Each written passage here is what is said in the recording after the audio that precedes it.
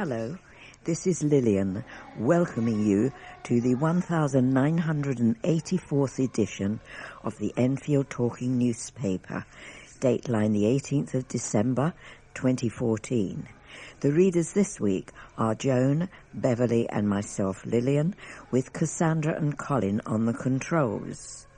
Local stories include judicial decision casts doubt on licensing plan, and council will appeal High Court decision, and boys bailed following fatal stabbing of man. If you are experiencing any problems receiving your Enfield Talking newspaper, please phone Diane de Jersey on 0208 805 6578. She is your listener's representative and she will be pleased to help you. And I have your information that you're wanting, and we will start with changes to recycling and refuse service over the Christmas and New Year. If your collection is normally on Monday the 22nd of December 2014, your collection will be on Monday the 22nd of December 2014. If your collection is on Tuesday the 23rd of December 2014, the same again, Tuesday the 23rd of December 2014. Wednesday the 24th of December 2014, your collection will be on the usual date, Wednesday the 24th of December 2014. If it's Friday the 26th of December 2014, then your collection will be Monday the 29th of December 2014. If your collection is usually on Tuesday the 30th of December 2014, then your collection will be Wednesday the 31st of December 2014. If your usual collection is on Thursday the 1st of January 2015, then Saturday the 3rd of January 2015 your collection will be. Friday the 2nd of January 2015, then your collection will be Monday the 5th of January 2015. Tuesday the 6th of January 2015, then your collection will be Wednesday the 7th of January 2015. Wednesday the 7th of January 2015, then your collection will be Thursday the 8th of January. If it's Friday the 9th of January 2015, Saturday the 10th of January 2015. Now I have some Barrowell Green Recycling Centre. The recycling centre will be open as usual except for Thursday the 25th of December, it will be closed. Friday the 26th of December, it will be closed. Monday the 29th of December, closed as normal. And Thursday the 1st of January 2015, it will be closed. Now your Christmas tree recycling. If you receive a garden recycling collection, please put your tree out for collection with your garden waste on your usual collection day. Please remove all decorations, pots and turf from your tree, as these cannot be recycled. If your tree is until Sunday the 11th, and cannot be collected otherwise, until Sunday the 11th of January 2014, trees can also be taken to Pims Park, Bush Hill Park, Berry Lodge Gardens, Town Park, Jubilee Park, Albany Park, Arness Park, Durance Park, Broomfield Park, Tottenham Hall Sports Ground, Oakwood Park, Grovelands Park and Trent Park. Trees to be left inside park gate for collection by park staff. Trees can be taken to Barrowell Green Recycling Centre after this date. And now we have the NHS and social services during Christmas and New Year, and it's been put out by the Clinical Commissioning Group of Enfield. The first one is NHS 111. You can call 111 when you need medical help fast, but it's not a 999 emergency. NHS 111 is a fast and easy way to get the right help and is available 24 hours a day, 365 days a year. Calls are free from landlines and mobile phones. Call 111 if you need GP out of hours. NHS Choices is a national NHS website that provides health information and can help you find all the health services near to you. It's www.nhs.uk.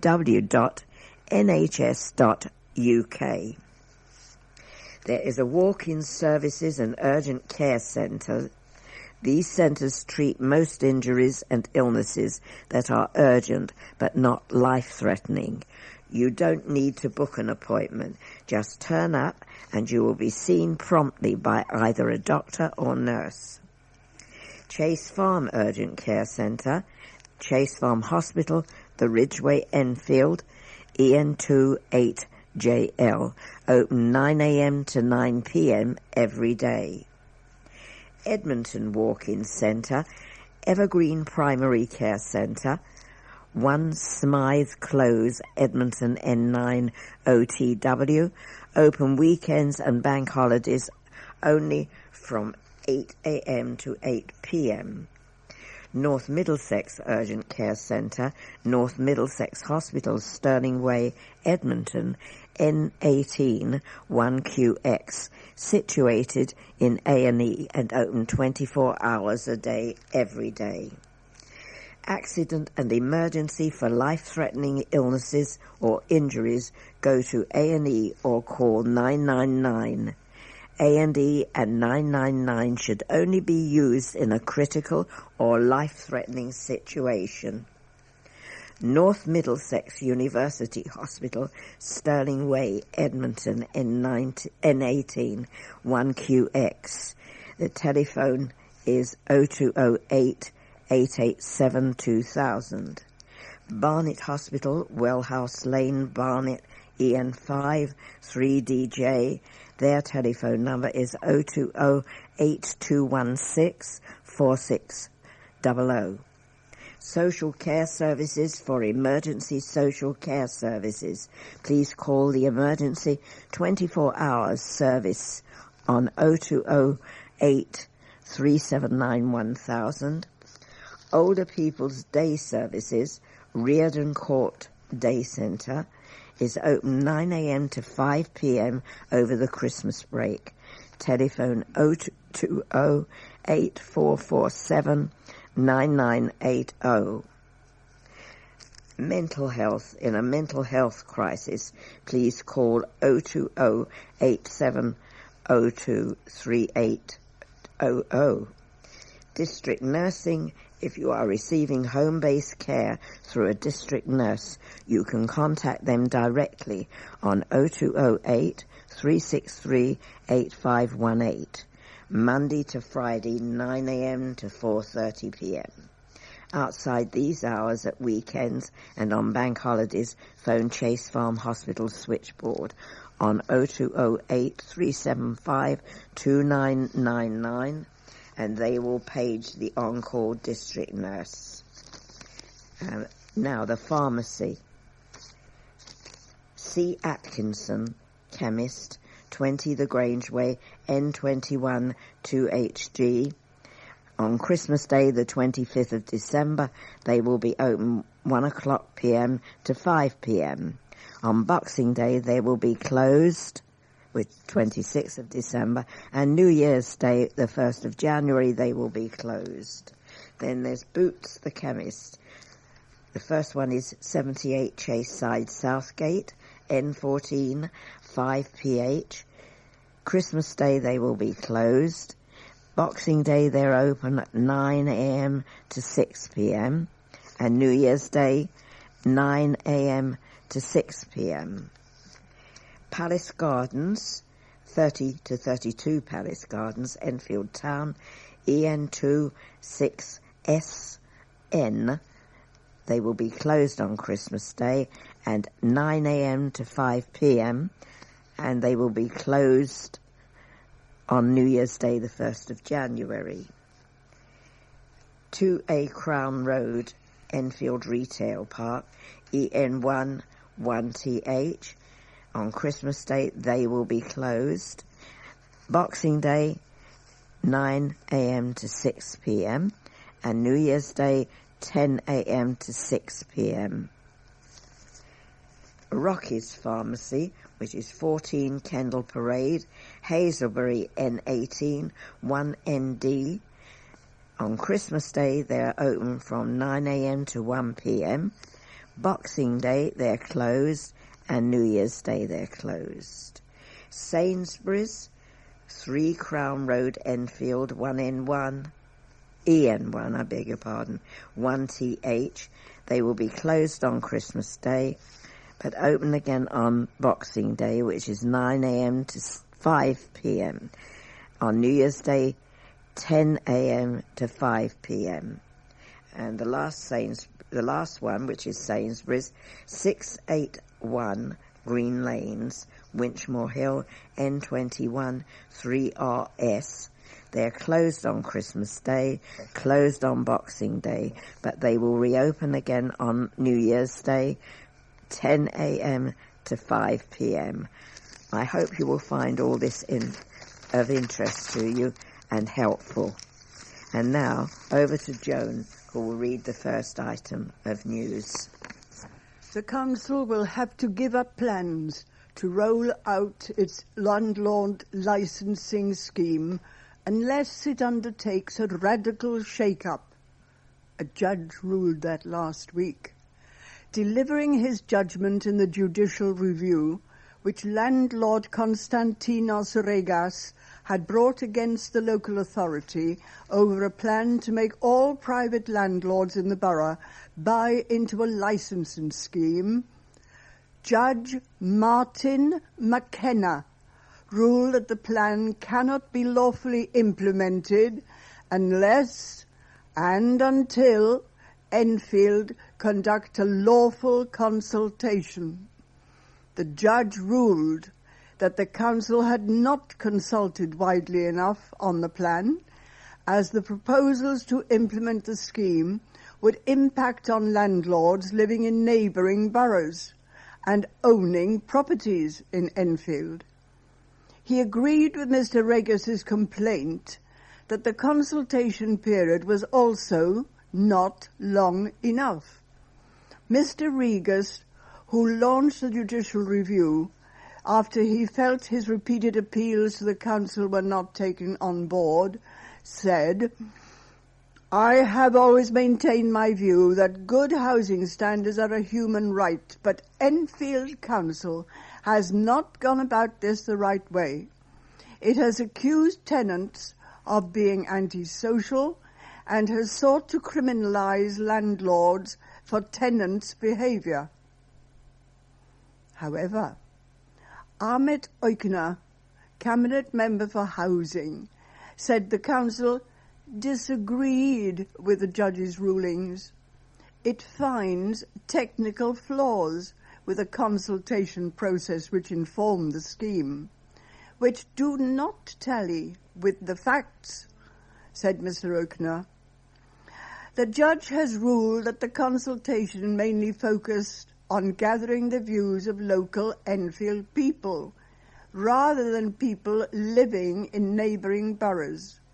While we make no apologies for putting the views of the people we represent at the heart of our consultation activity, we find this ruling surprising as we extended the consultation outside the boundaries of the borough.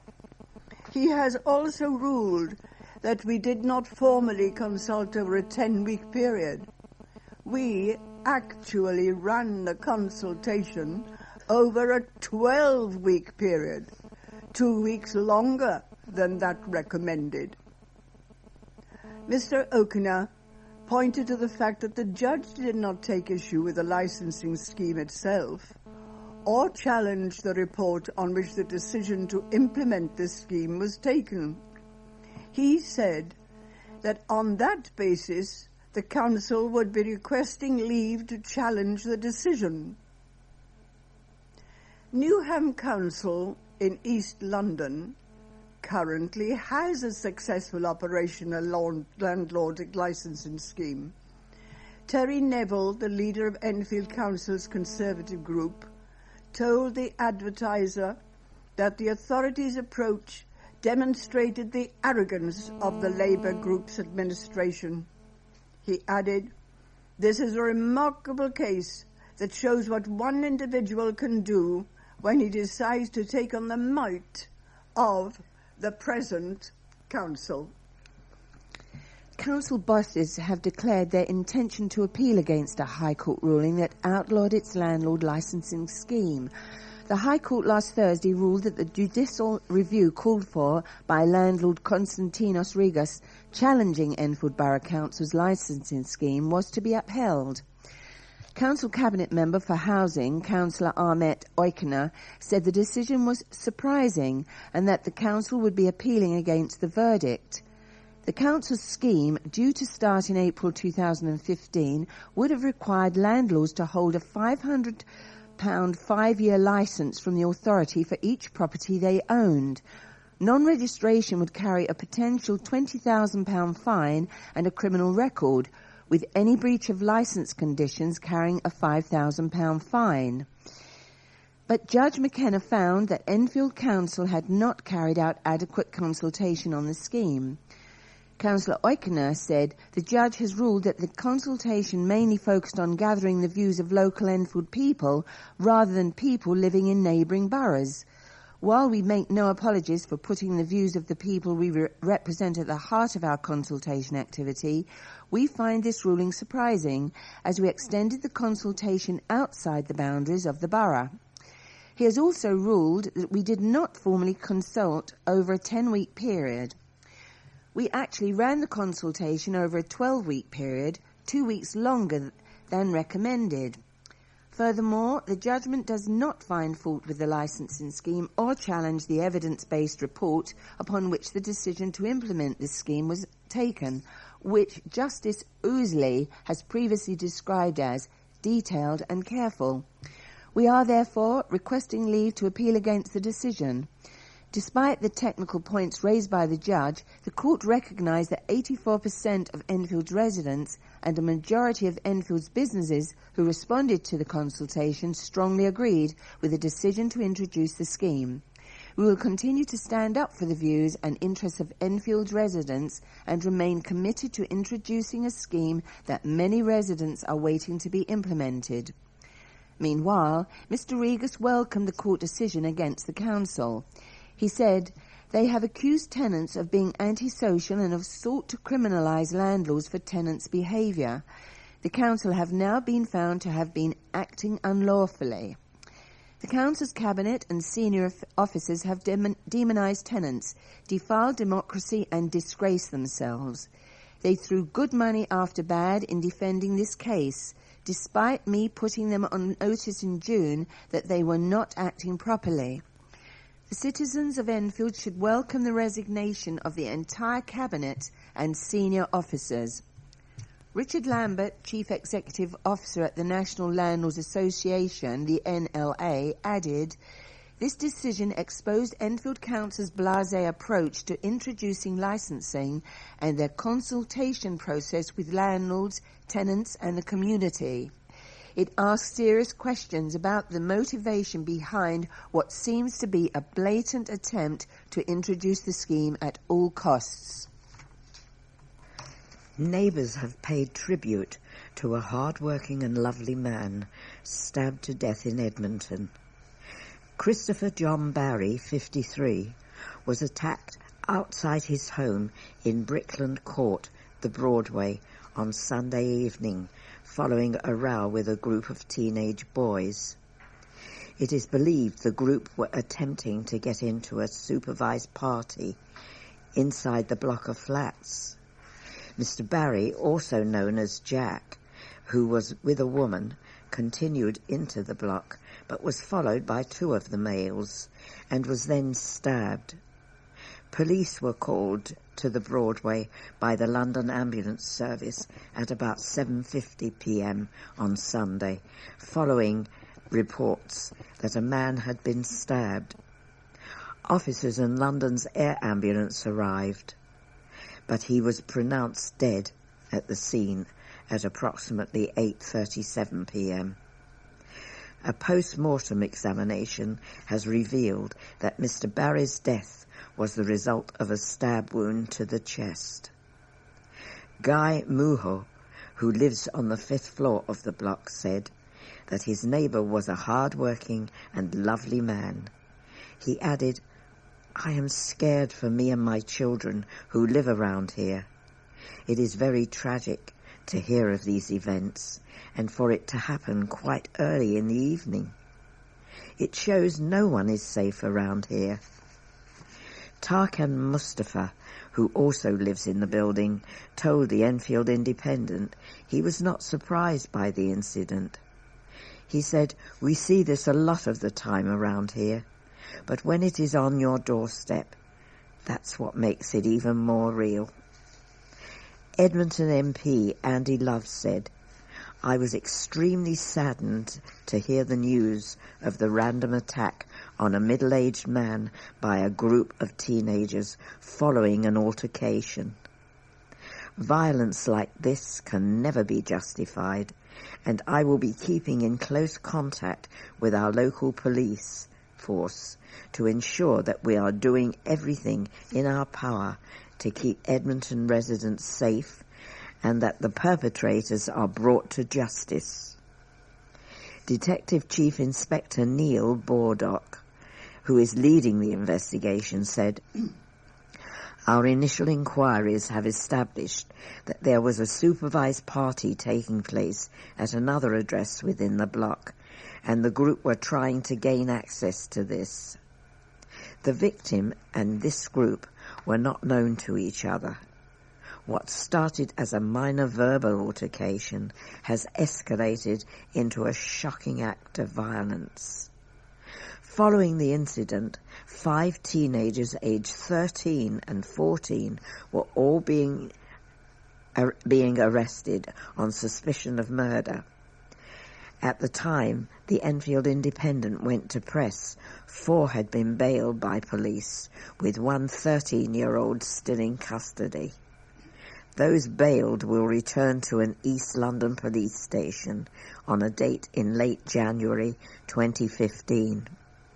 This was the 3rd death in Edmonton within the past few weeks following arguments. All took place within a mile of each other. On November the 30th, Kirby Ford was stabbed to death in Hazelbury Road following a street brawl. Marcia Godlewski, 52, from Poland, died in hospital on December the 3rd after suffering head injuries in a fight in 4 Street, Edmonton, on November the 30th. A festival celebrating the generous spirit of St. Nicholas saw residents treated to horse and carriage rides through the leafy streets of Winchmore Hill as stall holders hawked traditional food and drink to all revellers. Anne Hammerfrey of Grange Park, one of the organisers of the 2nd annual St. Nicholas Fair, held on Saturday on the Green in Winchmore Hill, told the Advertiser that someone up there was smiling on us after Saturday's festivities passed off without even a sprinkling of rain over residents and stallholders. "We could not have asked for a better day," she said. "It was lovely. It took nearly a year to put it all together. The day itself was perfect." With handcrafted presents on offer from stall holders and St. Nicholas himself handing out chocolate coins to children, Anne and her husband Hugh explained that the day was dreamt up as a way of bringing the community closer together. A lot of people told us it really started Christmas off for them, and some people even said they did their Christmas shopping there, she added. And it really brings a community together, which is really what Christmas is all about. A resident plans to seek compensation after her garden was flooded with sewage for the third time in 10 years. Fed up, Carol Jones said the latest incident sprang up at the start of December and a new flood of sewage began last Friday, covering her garden in New Southgate with the contents of drains. Sewage came out about 3 days ago, she said. I was up until 3:30 a.m. trying to get it away. We did a clear-up operation and we woke up this morning and it was back again. It was smelling. Mrs. Jones said that if the mess was not cleared up, Christmas is going to be cancelled, she said. She described how residents of Brunswick Park Road and nearby Goldrill Drive lifted drain covers to get the sewage to drain away. She said that this was the third time in 10 years that there had been a problem with sewage. She added, I had the garden landscaped and a patio put down about 3 years ago. She said she would be asking Thames Water to pay compensation for the damage done to her garden. Contractors worked over the weekend to remove the unsightly smelly sludge from gardens. A Thames Water spokeswoman said, we're sorry for the mess spilling from the manhole cover. Since the problem was first reported, we've been removing as much of the sewage as possible, using tankers to stop it entering properties. Experts gained access to the sewer pipes on Friday night to investigate the cause. The spokeswoman added, this isn't being done during the day as it involves working in the road and we have to keep traffic disruption to a minimum. The problem was caused by a large amount of rubble blocking the sewer pipes. This was cleared on Saturday and an inspection of the pipework was then done using CCTV to check for damage. This showed the sewer to be in good condition and flowing freely. We cleaned up the affected gardens and area around the manhole and this work was completed on Monday. We have now reached the end of side 1 of this tape. Please stop your machine now, take out the cassette, turn it over and start side 2.